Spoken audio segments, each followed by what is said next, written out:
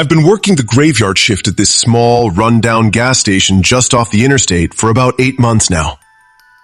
After 2 a.m., the world out here just stops. The hum of the reach-in coolers gets deafening. The fluorescent lights start to flicker with this harsh, sickly hum, and every little creak from the rafters sounds like someone's breaking in. I was used to the isolation. I was even used to the silence. But I wasn't used to him. It was a Tuesday night. Well, technically Wednesday morning, around 2:10 a.m., when this battered, dark sedan pulled up to Pump 3. I noticed it instantly. I hadn't seen a single soul in over 40 minutes. The car came to a halt, but the driver didn't get out. He just sat there. The engine stayed idling, sending thin plumes of exhaust into the cold night air. 5 minutes passed. Then 10. His headlights were aimed directly at the store windows, blinding me behind the counter. Eventually, the lights flicked off, but the engine kept purring. That was the moment the pit in my stomach started to form. After 20 minutes of just sitting there, he finally stepped out. He looked like your average guy. Mid-30s, dark hoodie pulled low, jeans. But he didn't even glance at the pump or the credit card reader. He just stood by his door, staring straight through the glass. Staring at me. I tried to look busy, straightening out the cigarette packs and restocking the lighters, but I could feel his eyes burning into me. Then, he started walking toward the door. He didn't browse the snack aisles. He didn't head for the coffee pot. He walked straight to the counter and just stood there. "Hey, how's it going tonight?" I asked, trying to keep my voice from cracking. Silence. He just stared, his expression completely blank, like there was nothing behind his eyes.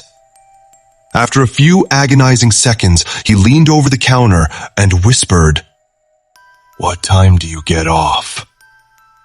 The way he said it wasn't small talk. It felt like he was asking for a scheduled appointment. I lied immediately. I told him 6 a.m., even though my shift actually ends at 5. He nodded slowly, like he was filing that piece of information away for later. Then he scanned the empty store and asked, "You here by yourself?" I lied again, telling him my supervisor was in the back office doing inventory. He didn't say another word. He just turned on his heel and walked out. But he didn't leave the property. He got back into his car and stayed parked at the pump, engine still idling. At 3 a.m., instead of pulling out toward the highway, he slowly rolled the car into a spot directly in front of the main entrance. Then, he killed the engine. That's when I hit the deadbolt. We're technically not supposed to lock the doors during the night shift, but my gut was screaming at me to barricade myself in. A minute later, he was back at the glass. He grabbed the handle and pulled.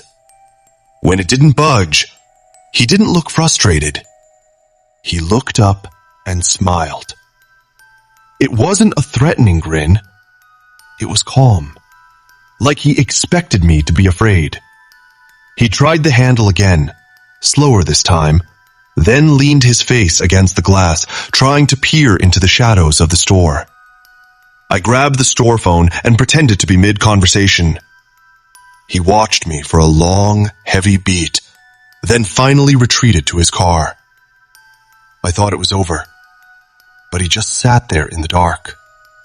The parking lot was a vacuum. The highway was silent. It felt like the entire world had shrunk down to just the two of us. I finally called 911. While I was on the line with the dispatcher, his brake lights flashed. My heart jumped. I thought he was finally peeling out. Instead, he pulled forward and tucked his car into the shadows along the side of the building, right in the blind spot where the dumpsters are kept. I was panicking now. I kept my eyes glued to the security monitors, terrified I'd see him at the employee entrance in the back. Minutes felt like hours. Then, I saw movement. He stepped back into the camera frame, walking slowly toward the front glass again. He didn't try the door this time. He just stood there, looking in, waiting.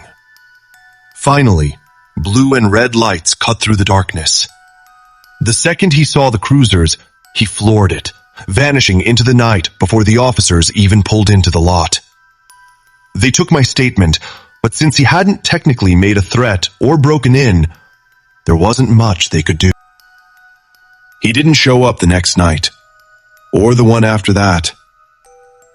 But 2 weeks later, during another dead shift, my heart nearly stopped. A dark sedan drove slowly, very slowly, past the station. It didn't turn in. It didn't even slow down. But as it passed under the yellow glow of the streetlight, I saw him. He wasn't looking at the pumps. He wasn't looking at the road. He was looking directly at the store windows. Directly at me. He kept driving that time, but I haven't worked a single night shift since without wondering if one night he's going to come back. And this time, he won't be waiting outside.